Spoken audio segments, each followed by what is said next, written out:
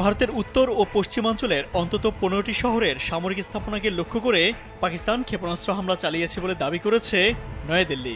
বুধবার রাতভর ও বৃহস্পতিবার সকালে জম্মু কাশ্মীর, পাঞ্জাব এবং গুজরাট সহ বিভিন্ন এলাকায় এসব হামলা চালানো হয় বলে ভারতের সরকারি পক্ষ থেকে জানানো হয়।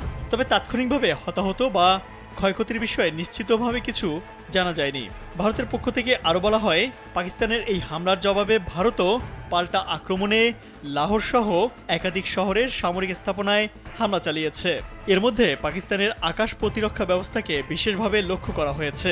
ভারতের পক্ষ থেকে দাবি করা হয়েছে, পাকিস্তানের ছোড়া বেশ কয়েকটি ক্ষেপণাস্ত্র ও ড্রোন আকাশেই ধ্বংস করে দেওয়া হয়েছে।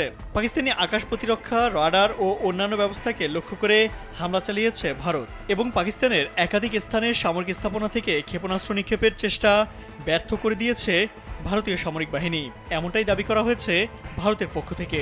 তবে এই হামলার বিষয়ে পাকিস্তানের পক্ষ থেকে এখন পর্যন্ত কোনো কিছুই নিশ্চিত করা হয়নি।